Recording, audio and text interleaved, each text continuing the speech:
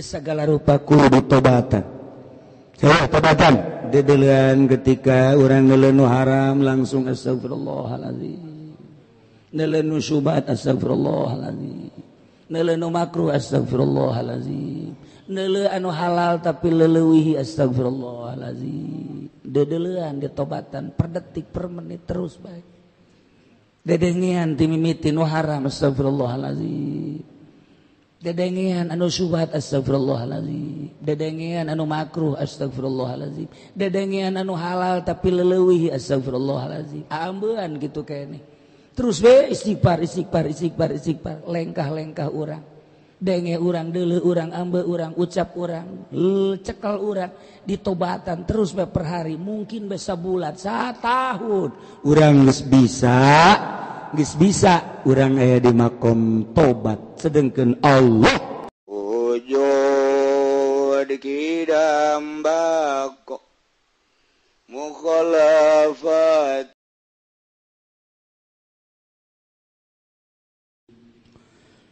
Bismillahirrahmanirrahim. Tawikan kaping 8 iku as-saumu syartun fi wujubi zakatil ghanam. Tawi saum iku syarat ing dalam wajib zakat ghanam. 7. Betul tamat dari rumah. Tawikan kaping 7 bayanul asyai. Membertalakan birang-birang perkara allati la taqbalu fi zakat kang ora narima allati ing dalam zakat. Sibatul asnaf allati tajibu fiha zakat.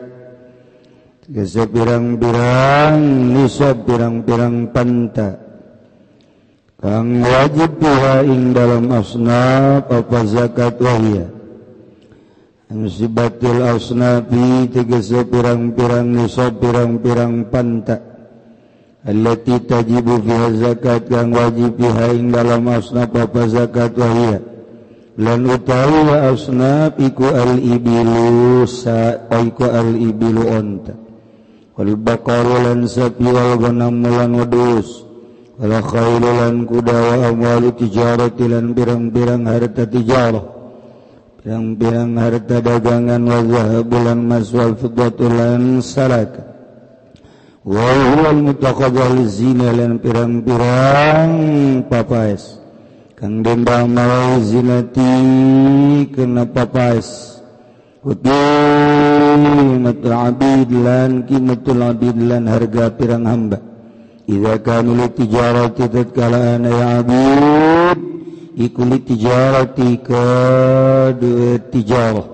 wa tamarlan korma wal habbulan wijilan wa syairan kacang syair wa zabibulan kacang zabib wa zabibulan kitu zabib wa zabibulan zabib wa zu'ulan pirang-pirang dadanduran itu rikazulan rikazualkan zulan harta simpenan miqdari jizyati wa wujubiha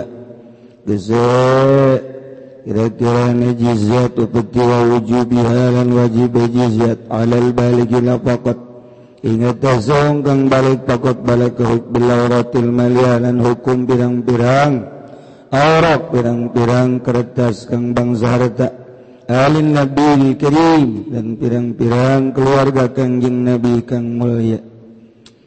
Tapi kang kaping 8 iku asaum naksiri ku syartun syarat wujub zakatil ghanam ing dalam wajib zakat ghanam. Tapi kang kaping 9 iku mana kasabaran kang sudah malan lisobi ngatasan usab ilmasyati ing dalam ingon-ingon la zakat pilih kang ora zakat iku wajib ing dalam ma faida tabarra fihil malik maka gawa karena Allah bihi kalawan masyala zakat fi sabal malikong kang amilika kubila min hudalik maka dan terima minhu saking tabarru apa zalika mangkono minhu saking malik apa zalika mangkono tabarru. Tawikan kaping 10 ku azhab wal qibatu mas lan barat lawak sopi hafihi ma mazada minhu masyad karena wakwas dikumajun pihimang dalam karena zahab lan qibah kata barang kang yang masakin karena zahab lan qibah saning suji jalan nisab ingat tasan nisab tapi hisabi maka kalawan hitungan yang tawikan kaping 11 ku wujub zakatul fitri wajib zakat itu ala seiring atas sesayyid ala abidi an abidi saking pirang-pirang abid sayyid mutlaqan ala mutlaq sawalun kami kepada tentang ya abid liun yatikuna ingon-ingon awli tijarati atau kena tijarah zakat itu malusah dengan zakat dalam marata wajah dan niat mal yatim lan kitu gundak-gundak ke harta yatim bi tijaratin dalam tijarah juga lan liane tijarah la yatruku halan oranana ninggal yang ha ing mal tijarah mal yatim tatakula zakah malah kitu mangan malah ngenani ha ing mal yatim apa zakat aikan ngatung nguasa telah akhlasin yatim la yakhraj zakat wallahu a'lam bissawab.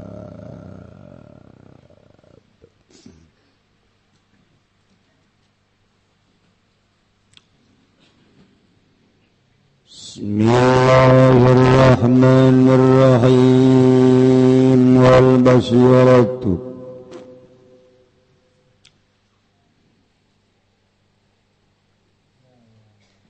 فالواجب على الإنسان مكة kang wajib ia tasal manusia tasilu tilkal ain ku ngahasilkan mangkono ain ala ahli basair ngatas ahli pirang-pirang kang melek mata atin biagli talqini min waliyin mursyidin mukhbirin min alamil lahut kalawan ngalap talqin saking wali kang nuduhaken tur kang nyaritakeun saking alam laut ya ayyuhal ikhwan maka haling-haling pirang-pirang dulur intabihu pada tarangi sira kabeh wasarilan pada agi-agian sira kabeh ila maghfiratin rabbikum maring pangampura saking pangeran sira kabeh bitaubati kalawan taubat kama Allah Ta'ala kawaleh ngadawu sabda Allah Ta'ala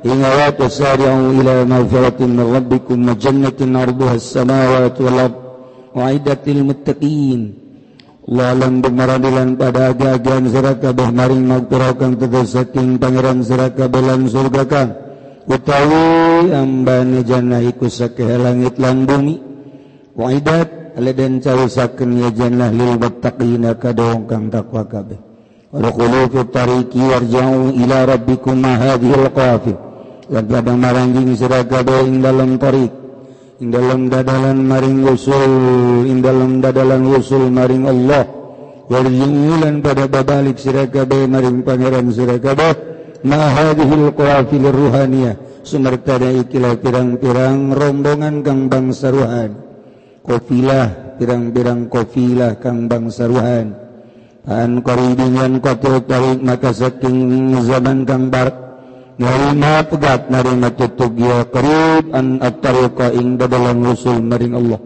wala yajadur rafiqu ila dzalikal alam lan ora temu parapik maring mengkono alam wa majina lan ora teka ingsun sadaya lin naquda di kedepan yang tadarapan yang tadodok ingsun sadaya fi hadhihi dunya daniyah ing dalam ikilah dunia kang hina al-qurba kang rusak wala yadil ukli syurbilan ora kena arah mangan lan ngombe wal naqna bil muhimmatin nafsaniyati khabithah lan becik ngalap suk walinat nalan derepon yang tangalap cukup ingsun sadaya bil muhimmatin nafsaniyah kalawan sakehe persejaan kang bangsa nafsu al khabithah kang ala syi'run cik Tuan Syekh Abdul Qadir Al-Jailani Kuddisa Sirruh urang hirup bisa ngajahokeun asal usul urang setelah nganyahokeun asal usul urang sakumaha tadi horeng urang bisa kembali deui ka asal usul urang bahwa urang bersih ketika diciptakeun di alam arwah urang kuari bisa ngabersihan diri deui kembali kana kebersihan nu awal dengan cara tuturkeun ahli-ahli bersih kanjeng nurunkeun ka para sahabat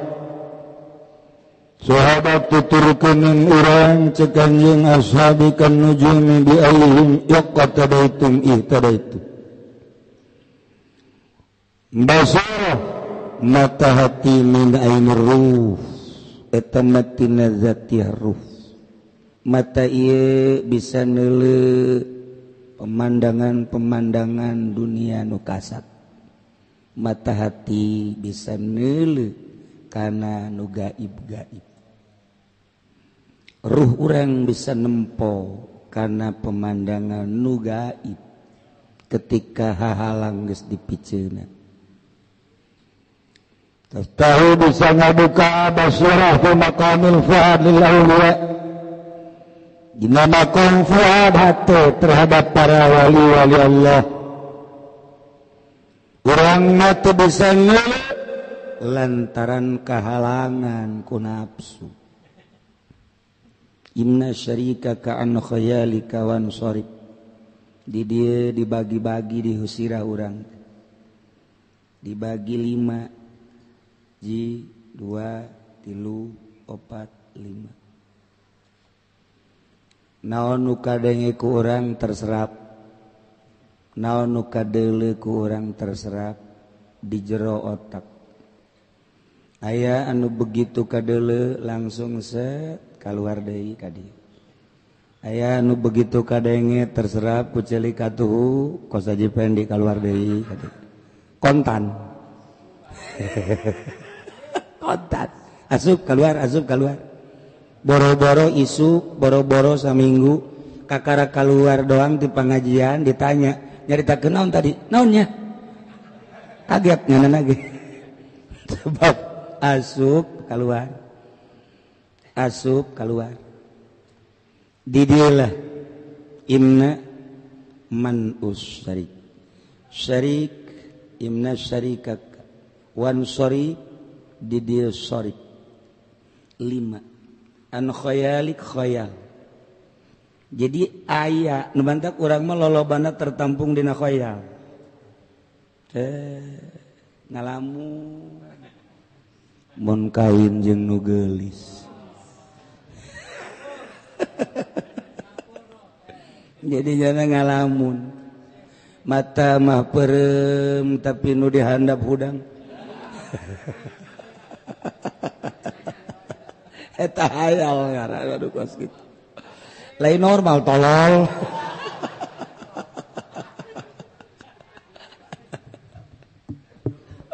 ya Allah ya Rabb nah cenah naon nu di imam aja teu ngangkat bae mending ngahayal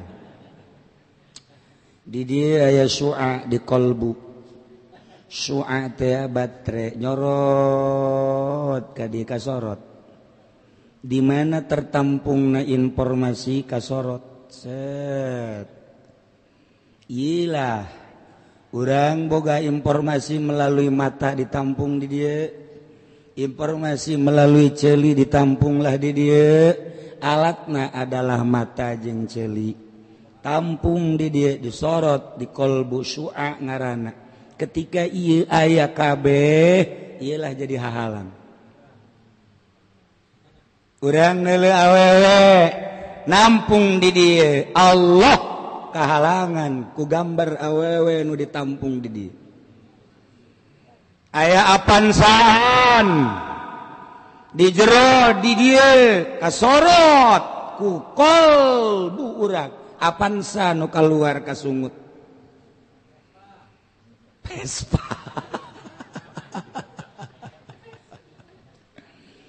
politik nu aya dina sirah urang nu kasorot ku su'a nu bakal kaluar dina sungut politik ekonomi nu tertampung di dieu nu bakal kaluar dina sungut na kasorot ku su'a ekonomi naon bae nu katampung di dieu dikaluarkeun ku sumantak dina jamul jawame innal kalama la fil fuadi wa innama kalam teh aya di jero fuad gelbu wa innama ju'ilal lisan nu mantak dijadikeun lisan teh sebagai dalil bahwa etalah nu aya di jero qalbuna. Jelema masa ngomong sakecap dua kecap eta nu aya di jero qalbuna. Mantak kajahoan kakarak ngomong sakecap dua kecap oh berarti hayang eta budak. Sakecap dua kecap eta, sakecap dua kecap atuh kajahoan. Wa innama ju'ilal lisan dalilan. Lisan di dalil. Mantak lain nyahokan nu gaib lain wali-wali teh di dalam omonganana.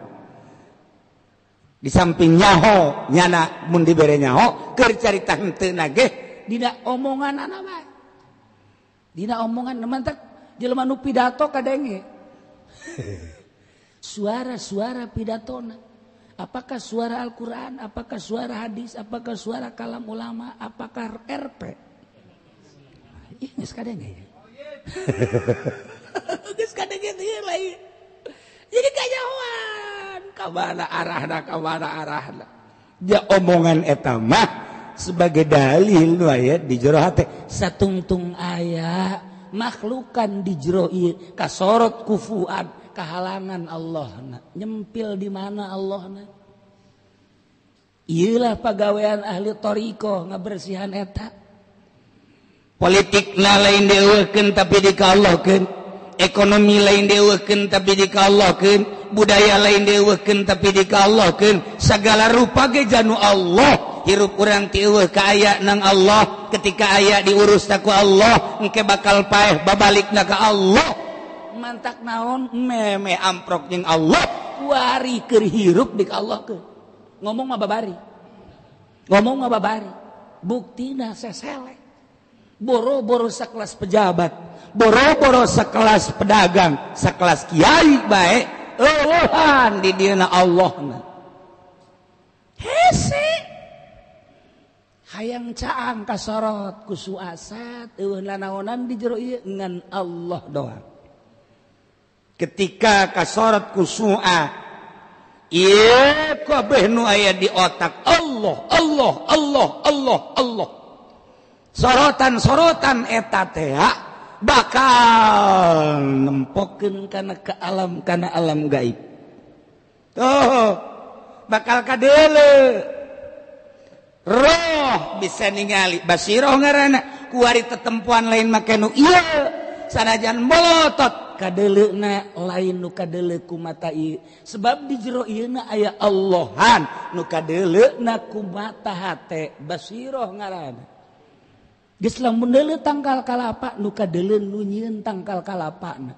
Allah mere hikmah di tangkal kalapa bakal katempo hikmah nu aya di tangkal kalapa. Ketika neuleuh gunung teu kadeuleu gunungna nu kadeuleu nu nyieun gunung. Allah ketika Allah nempokeun ka gunung, urang nempo gunung teh Allahna, Allah mere aturan hikmah di eta gunung katempo hikmah nu aya di gunung selalu kitu. Ketika urang aya terjadi di diri urang teu kaluar tina hikmah. Teu kaluar ti hikmah. Naon bae kajadian teh eta teh ngandung hikmah. Hanya Allah nu mere hikmah ka jelema nu dikasihi ku Allah. Terjadi seperti eta teu nyahueun batur mah padahal aya hikmah. Moal timbul hikmah lamun henteu diterjadikeun seperti eta hanya nyana jeung Allah nu nyaho. Seperti kitulah Allah terhadap wali-wali Allah Subhanahu wa taala. Terus. Sebab dedeleuan jeung dedengeanna lain ka makhluk Allah. Iya, wal basyirah min ainir ruh taftahu fi maqamil fuadlil auliya. Bisa ngabukakeun. Mantap. Walidzalika kulantaran bisa ngabukakeun tu maqamul fuad ka para aulia Allah la tasulu bi ilmu zahir moal hasil eta basiro ku ilmu zahir moal bisa ku ilmu zahir mah urang kajenting aja sapinah ledeg ngaji takrib ledeg, ngaji Fathul Muin ledeg, ngaji Fathul Wahab, bahkan jeung Haji Wahab tetap moal bisa ilmu zahir. Urang ngaji tafsir ilmu zahir, ngaji hadis ilmu zahir, bisa nembok moal bisa. Kalian jago tafsir dah, mustalah tafsirnya hebat, bahkan rujukan tafsirnya nyaho. Zahir kene ilmu hadis dah hebat tuh, bahkan nyaho kana mustalahat hadis, nyaho kadar kekuatan hadis, ieu sahih, ieu dhaif, ieu mu'annan, ieu mudhal dan lain-lain sebagainya. Zahir kene moal bisa nempo kana alam gaib.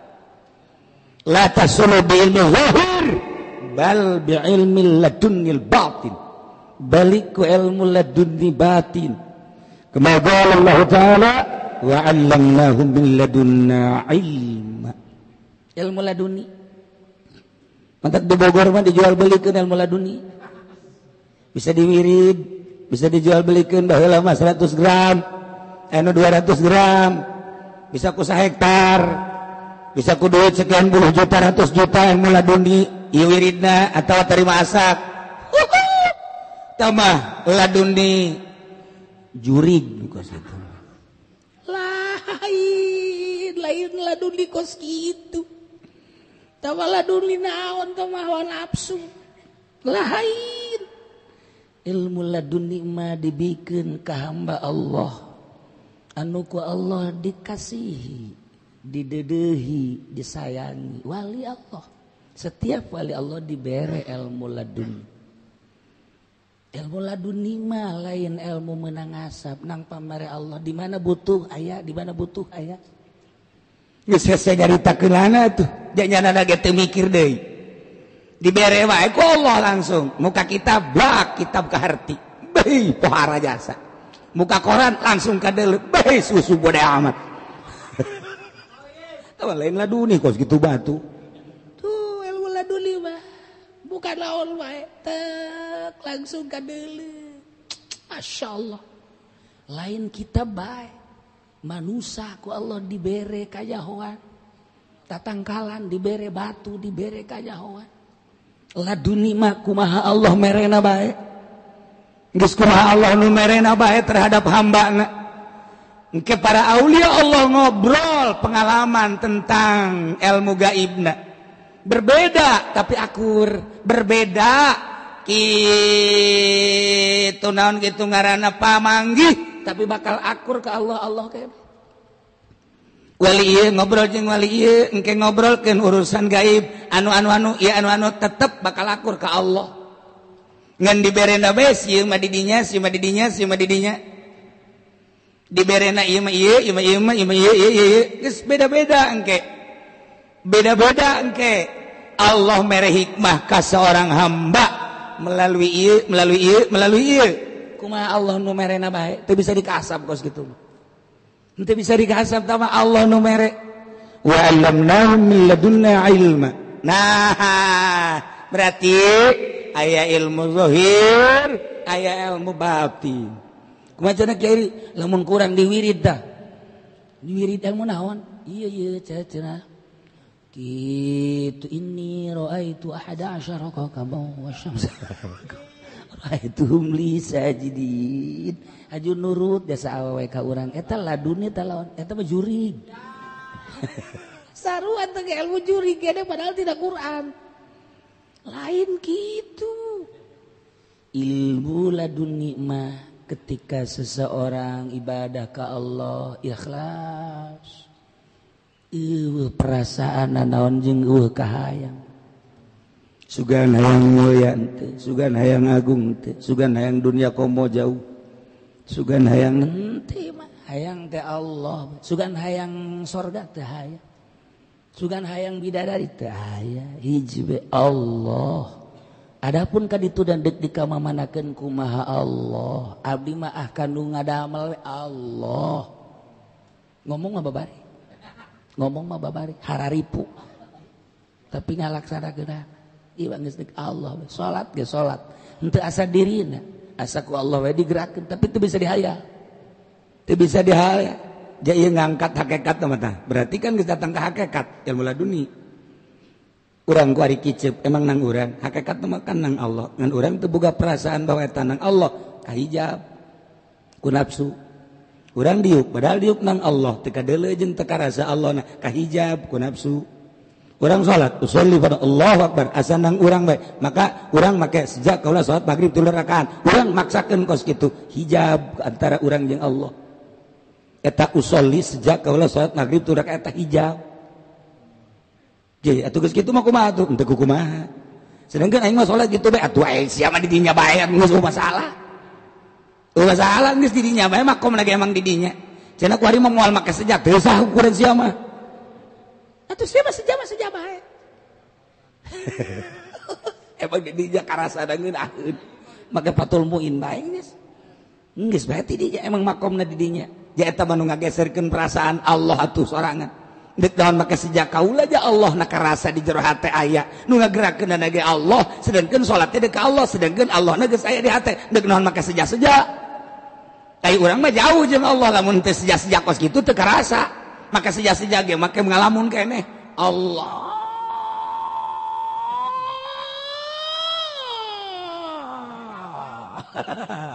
Akbar eta kitu jadi keneh. Emang didinya makomna atuh geus salah sama makom syariat. Tuh, geus jadi lamun jelema geus dibere mulai lain eta ngeunah teh mana nu asa digedakeun ku Allah teh nikmat lain asa sorangan salat teh ku ngeunaheun amat engke rasaan ge beda. Allahu Akbar ngeunaheun teh henteu boga rasa sorangan asa ngomong sorangan ngucap sorangan asa digerakeun ku Allah nikmat lazat kalazatan teh lain disungut tapi seluruh awak ngarasakeun kangeunahan maca Allah, maca Fatihah, maca tasbih, gerakan-gerakan dibere ngeunaheun we ku Gusti Allah, ngeunaheun geus teu karasa. Assalamualaikum naik deui Allahu Akbar. Assalamualaikum naik deui Allahu Akbar. Teu karasa buat 20 rakaat, buat 40 rakaat geus teu karasa, geus teu dihitung. Urang mah salat 2 rakaat we ge papisek awak. Papi sakak gobol bareungit mah oh gelut jeung reungit atuh geus kos kitu we salat urang mah emang di dinya makomna atuh masalah tuh datang ka dinya sadar urang aing handap amat dibandingkeun jeung para wali lain kitu jawali mah salat teh menadak fal wajibu alal insan wajibna terhadap manusia tahsilu tilkal ain ala ahlil basair ngahasilkeun eta pangdeuleu mata hate ke ahli basair deketan wali Allah hasilkan dengan cara biakhdi talqin belajar min waliin mursyidin mukhbirin min alamil lahut ti wali anu mursyid anu nyana ngadejaan tentang alam lahut timimiti alam lahut datang ke alam jabarut alam malakut alam nasut didinya pakaianana didinya perpindahanana mun hayang pindah kitu carana kieu carana neuk saha atuh nu mere beja ti alam nasut ka alam malakut lamun urang nu ngabejaan atuh moal bisa carana kumaha nyanalah ahli Allah waliin mursyidin mukhbirin min alamil lahut nyana nu ngabejaan ye Aisyah endek mah sabada najil ai zikir mah terus bae nu bodoh ge zikir mah ngan ulah atas nama thariqah lamun endek ye laranganna ye siana kudu perang jam sekian kieu jam sekian kieu lamun urang nuturkeun pituduh manehanana pituduh waliin mursyid urang terus bae encan jadi mah kudu nuturkeun geus jadi nama bebas geus jadi jenderal mah kan bebas jenderal mah deuk kumaha ge lamun jadi prajurit kene itu menang salah jadi prajurit kene wow capek kita lompang manggul senjata kita tiarap kita ngojai kita naik atau itu bahkan dalam rangka pendidikan ayo terus naik geus jadi jenderal mah kumaha nyana bae ieu ge sarua ya prosesna tahunan ditalingakeun ku guru mursyidna set aksesueun teh jeung aturanan jam sekian ieu terus supaya pohokan dunia supaya pohokan makhluk pepegatan jeung dunia pepegatan jeung makhluk mentak kudu lelewengan heula. Mentak lain eueuh guruna, eueuh nu siapna. Berat ka anak. Tetangga pae salakina geulis eta. Makanya geus aya di kitu naon ngaranna di HP-na. Gambarna keur seuri. Aduh, masyaallah, masyaallah, masyaallah. Nang tangan jasa. Tah ieu. Iya geus ieu. Geus di WhatsApp ku aja Pendi, bopa. Kolot acen biasa goblok. Udah jadi wali kumaha. Geus sekarang itu patut. Duh. Daun tata supaya poho dunia, supaya poho kitu makhluk, supaya poho nafsu. Nah, ieu teh ya kitu spesifik. Guru mursyid teh spesifik saenggeusna nyana bisa maca kitab ngahartikeun sesuai jeung aturanana ngalaksanakeun syariat. Lain letik perjuangan teh kuari dek ninggalkeun eta endek melalui thariqah berhakikat. Sok nu secara zahir nama syariat tapi di jerona aya thariqah endek menuju hakikat. Berangkat bangun akur jeung urang padahal henteu. Lain seberangkat-berangkatna. Lamun urang dek ka Bandung ninggalkeun lembur, make kendaraan jeung modal. Urang dek ka Allah dek ninggalkeun dunia, di hate urang dek ninggalkeun makhluk, di hate urang make kendaraan thariqah dek menuju hakikat. Tok kudu hudang ti peuting, pandian awak. Berangkat capek, tiris, panas. Salat Allahu Akbar beres salat wirid lain hayang kitu datang tamu, lain hayang jagoan, lain hayang mulia, lain hayang agung hiji be Allah. Di Cisoka ge loba nu hudang ti peuting. Di Cisoka hudang ti peuting wiridan tapi ujung-ujungna waduh tuh tembak aing geus ya. Ayo mana golok ka dieu ge. Golok tah lain kos kitu ye mah. Lain jang adueun ieu mah hiji bae paeh bae. Ditembak naon kitu ngaranna kena bae. Teu maksud eta ieu. Eta mah papasrahan le ka Allah nyangakeun sadaya deuk ka Allah ieu. Mulai berangkat per hari dikayahokeun penyakit geus dibere sing hade melalui latifah. Ieu lah nu kudu dipicieun, ieu kudu dipicieun. Maneh teh kuari geus melalui kuari makom pertama, makom tobat. Geus sagala rupa kudu ditobatan. Salah tobatan dedeuleun ketika urang neuleun nu haram langsung astagfirullahalazim. Neuleun nu syubhat astagfirullahalazim. Neuleun nu makruh astagfirullahalazim. Neuleun anu halal tapi leuwih astagfirullahalazim. Dedeuleun ditobatan per detik per menit terus bae. Dedengian timimiti nu haram astagfirullahalazim. Dedengian anu syubhat astagfirullahalazim. Dedengian anu makruh astagfirullahalazim. Dedengian anu halal tapi leuwih astagfirullahalazim. Aambeun kitu keneh. Terus we istighfar, lengkah-lengkah urang. Denge urang, deuleu urang, ambe urang, ucap urang, cekel urang, ditobatan terus be per hari, mungkin be sabulan, satahun.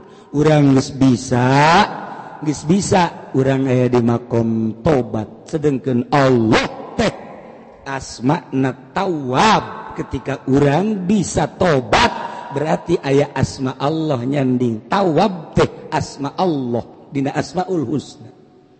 Geus urang teh kuari geus aya Allahan asma Allah tobat Tawwab. Urangna urang ieu geus aya di makom tobat. Berarti urang geus datang ka makom tobat. Di dinya geus aya perubahan urang. Lain deui dedeleuan urang, dedengean urang dibere bae ku Allah. Mulai dibere ilmu laduni teu maksud meraih ilmu laduni, teu maksud Allah ngan Allah mereng.